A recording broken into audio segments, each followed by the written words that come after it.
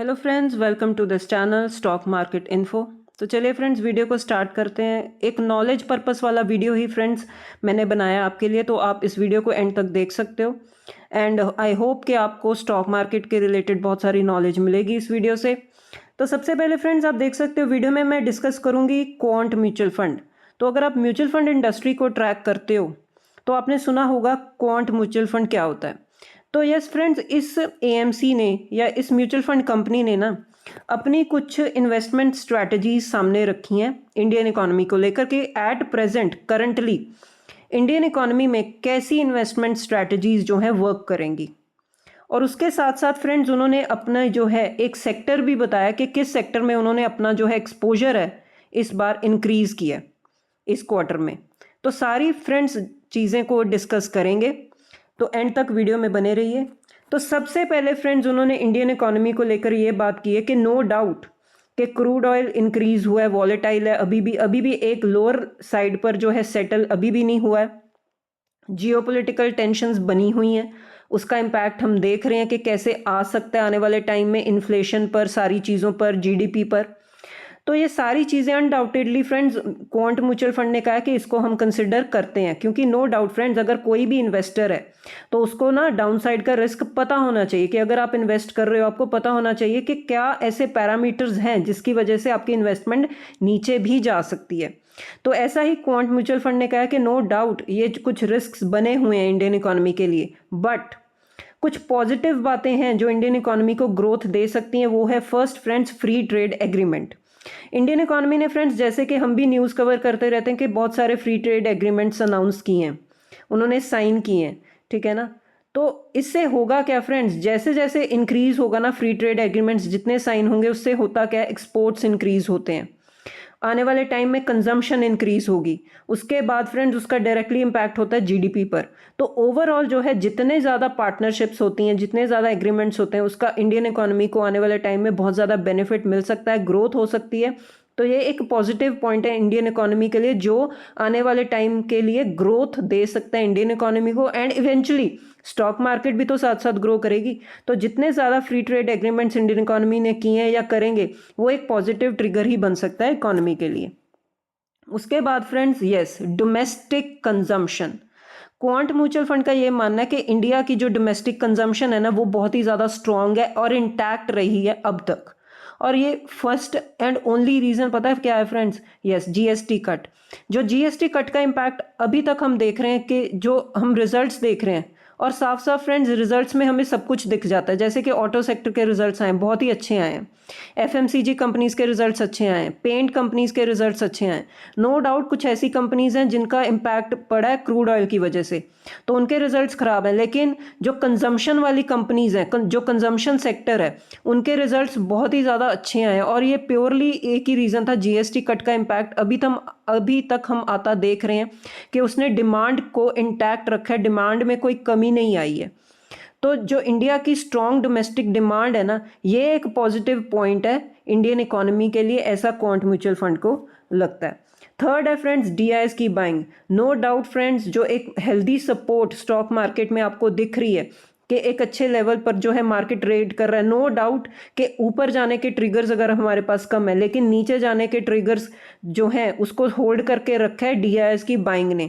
हम हर महीने देखते हैं कि सिप का डेटा जो निकल कर आता है, वो आप देखते हो कि फ्लोज जो हैं लगातार इंक्रीज ही होते जा रहे हैं। नो डाउट आपको हर महीने ये नहीं होगा कि लगातार ग्रोथ ही दिखेगी, अप्स एंड डाउन्स दिखेंगे, लेकिन फिर भी अभी इन्वेस्टर का कॉन्फिडेंस बना हुआ है इंडियन इकोनॉमी में, उनके कंपनीज में, रिजल्ट्स में। तो हम देख रहे हैं कि लगातार डीआईएस की बाइंग होती जाती है, हर बार हम देखते हैं कि वो बाइंग ही करते हैं और अच्छी हेल्दी बाइंग होती है। जो सिप का कंट्रीब्यूशन है वो भी अच्छा आता है म्यूचुअल फंड इंडस्ट्री की तरफ से।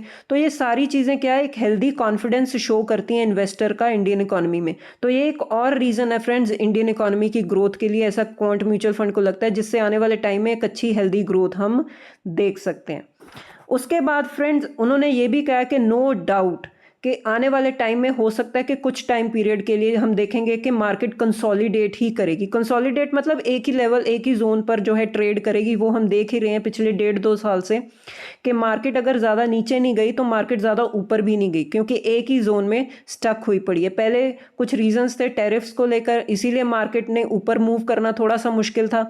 अब रीज़न बन गया वॉर, तो इसीलिए थोड़ा सा ऊपर जाना मुश्किल हो रहा है। तो इसीलिए क्वांट म्यूचुअल फंड का ये मानना है कि नो डाउट मार्केट आने वाले टाइम में हो सकता है थोड़ी और देर के लिए कंसोलिडेट करे। लेकिन सबसे इंपॉर्टेंट बात फ्रेंड्स ये होती है कि ऐसा नहीं होता कि अगर मार्केट कंसोलिडेट करेगी, इंडेक्स कंसोलिडेट करेगा तो इसमें पैसा बनाना मुश्किल है। यस, पैसा बनाना मुश्किल है, लेकिन थोड़ा सा इजी किसके लिए हो जाता है? जिसको स्टॉक पिकिंग आती है। स्टॉक पिकिंग का मतलब होता है फ्रेंड्स, आपको ना ब्रॉडर मार्केट में जो है उतनी तेजी नहीं दिखेगी, लेकिन अगर आप लगातार मार्केट के साथ टच में रहते हो, लगातार स्टडी करते रहते हो, अब आपकी रिसर्च स्ट्रांग है, तो आप बहुत ही ईजिली जो है मार्केट में से स्टॉक्स ढूंढ सकते हो और उसमें पैसा बना सकते हो। मतलब थोड़ा सा ये जो है मेहनत वाला काम होता है, आपको हार्ड वर्क करना पड़ेगा, आपको स्टॉक सिलेक्शन करनी पड़ेगी और वो आनी चाहिए। और वो ही कर सकता है फ्रेंड्स जिसको थोड़ा सा मार्केट का एक्सपीरियंस है, जो मार्केट के साथ रोज डेली अटैच्ड रहता है, टच में रहता है और वो डेली स्टडी करता है मार्केट को, तो उसके लिए थोड़ा सा ईजी हो जाता है स्टॉक पिकिंग करना। ये एक्सपीरियंस से मतलब अपने आप चीज़ें हो जाती हैं, आ जाती हैं। लेकिन लगातार अगर आप मार्केट के साथ जो बने रहते हो ना, जुड़े रहते हो, तो उसके साथ आपको स्टॉक पिकिंग आ जाती है। तो ऐसा क्वांट म्यूचुअल फंड का मानना है कि आने वाले टाइम में जो जिसकी स्टॉक पिकिंग स्ट्रांग होगी ना, वो अच्छे पैसे बना सकता है। उसके बाद फ्रेंड्स, जैसे मैंने आपको बताया कि उन्होंने एक स्टॉक में अपना एक्सपोजर जो है इंक्रीज किया। यस, वो है friends IT sector. Quant mutual fund ने आईटी सेक्टर में अपना जो एक्सपोजर है वो इंक्रीज किया है। और उनकी क्या अप्रोच है? Yes, anti AI approach. मतलब जैसे हम भी डिस्कस करते रहते हैं कि हमारा आईटी सेक्टर फ्रेंड्स अब काफ़ी टाइम से एक अच्छा जो है मूव दिखाया उसने अपसाइड का। लगभग आए मतलब रफली आपको बता दूं कि ऑलमोस्ट 4000 पॉइंट्स का जंप दिखा दिया आईटी सेक्टर ने अपने बॉटम के लेवल से। अगर आप इंडेक्स को ट्रैक करते हो तो इंडेक्स पॉइंट ऑफ व्यू से मैं आपको बता रही हूँ कि 4000 पॉइंट्स की रफली तेजी बनी है इंडेक्स में, आईटी इंडेक्स में। तो ये एंटी एआई अप्रोच है। जैसे कि हम देख रहे हैं कि जो एआई वाली कंपनीज थी, जो कंट्रीज थी, साउथ कोरिया हो गया या अमेरिका का नैस्डैक हो गया, ताइवान, मतलब ये जापान, इसमें अब क्या चल रहा है? प्रॉफिट बुकिंग चल रही है। तो वो फंड्स जो हैं अल्टीमेटली कहीं तो जाएंगे। तो हमारा जो आईटी सेक्टर है ना, काफ़ी ज़्यादा अंडर वैल्यूड था, बहुत ही ज़्यादा ह्यूज सेलिंग हो चुकी थी। तो एक मतलब बीटन डाउन सेक्टर बन चुका था, जिसको हम बोलते हैं कि मतलब बहुत ही ज़्यादा ओवरसोल्ड कैटेगरी में था। तो इसमें अब अच्छी बाइंग इसीलिए आई है क्योंकि ये एंटी एआई अप्रोच को लेकर हम चल रहे हैं। कुछ बहुत सारी जो है प्रोग्रेस हुई है, हमारी आईटी कंपनीज ने कुछ एआई को लेकर अनाउंसमेंट्स किए हैं, तो वो भी कुछ रीजंस बन गए कि आईटी सेक्टर में एक हेल्दी बाइंग होगी। तो उन्होंने क्वांट म्यूचुअल फंड ने आईटी सेक्टर में अपना जो है स्टेक इंक्रीज किया है। साथ के साथ फ्रेंड्स उन्होंने कुछ मतलब डायरेक्टली कंपनीज तो नहीं बताई, स्टॉक्स तो नहीं बताए, लेकिन उन्होंने कुछ सेक्टर्स जो हैं बताए जो वो मान कर चल रहे हैं कि उसमें वो कंस्ट्रक्टिव हैं और आने वाले टाइम में अच्छा कर सकते हैं। तो आप चाहो तो इन सेक्टर्स को जो है फ्रेंड्स आप नोट डाउन कर सकते हो। उसके अंडर जो भी कंपनीज आती हैं, जो अच्छी कंपनीज हैं, उनको आप स्टडी कर सकते हो। तो पहला सेक्टर है फ्रेंड्स एनर्जी सेक्टर।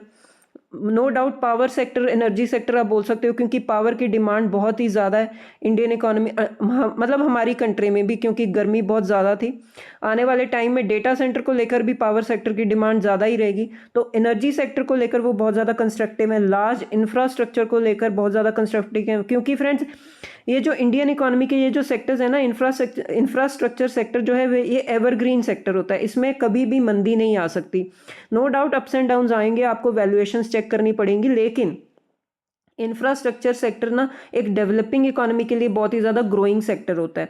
कुछ सिलेक्ट एनबीएफसीज इनको लगता है अच्छा कर सकती हैं, एएमसी कंपनीज इनको अच्छा लगता है अच्छा कर सकती हैं, कुछ प्राइवेट सेक्टर बैंक्स इनको लगता है कि अच्छा कर सकते हैं। क्योंकि फ्रेंड्स प्राइवेट सेक्टर बैंक से अगर आप रिजल्ट्स भी देखो, ठीक ठाक रिजल्ट्स आए हैं। आईसीआईसी बैंक के तो बहुत ही अच्छे रिजल्ट्स आए हैं।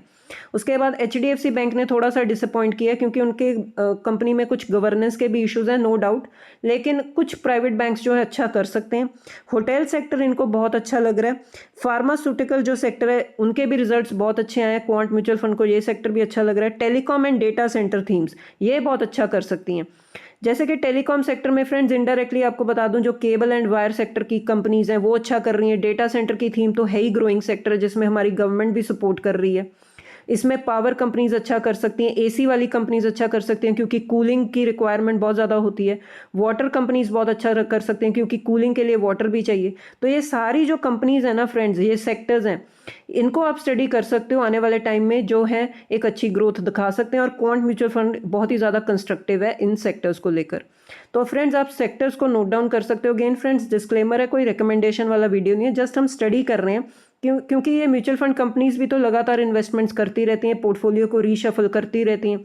तो इस बार उनकी थोड़ी सी ये स्ट्रैटेजी है इंडियन इकोनॉमी के सेक्टर्स को लेकर। तो ठीक है फ्रेंड्स, इस वीडियो में इतना ही। अब मिलते हैं नेक्स्ट वीडियो में। Till then bye bye.